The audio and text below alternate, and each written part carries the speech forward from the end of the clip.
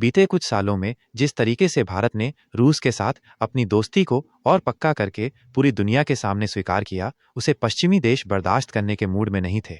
नतीजन पिछले कुछ दिनों में अमेरिका की तरफ से एक आवाज उठी, आवाज भारत पर 500% टैरिफ लगाने की। 500% टैरिफ लगाने की धमकी अमेरिका की तरफ से इसलिए दी गई क्योंकि भारत लगातार रूस के साथ अपने संबंधों को बढ़ा रहा है, रूसी तेल खरीद रहा है। लेकिन बड़ी बात यह है कि इन सबके बाद भी भारत और रूस के संबंध में कोई अंतर नहीं पड़ा। नतीजन आज हम सबके सामने मई का वो आंकड़ा है जिसमें भारत ने रिकॉर्ड तोड़ तेल खरीदा।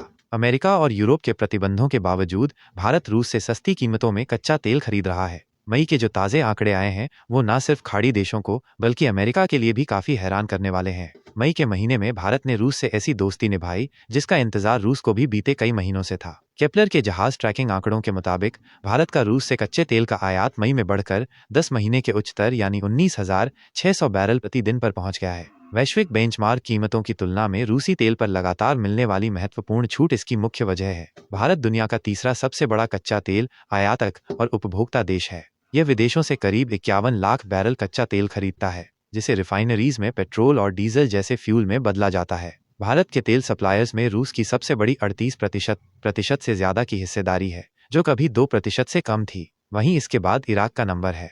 इराक से भारत को प्रतिदिन 12 लाख बैरल कच्चा तेल मिलता है। इराक देश के लिए दूसरा सबसे बड़ा सप्लायर है। और फिर सऊदी अरब, जिसने 6,15,000 बैरल प्रतिदिन का निर्यात किया, जबकि संयुक्त अरब अमीरात ने 4,900 बैरल प्रतिदिन की आपूर्ति की और अमेरिका 2,800 बैरल प्रतिदिन की आपूर्ति कर रहा है। अमेरिका को इस बात से काफी परेशानी है कि रूस भारत का सबसे टॉप पर तेल आपूर्ति वाला देश है। मई 2025 के लिए भारत का कच्चा तेल आयात खाका इसकी मूल्य संवेदनशील विविध सोर्सिंग रणनीति को उजागर कर रहा है।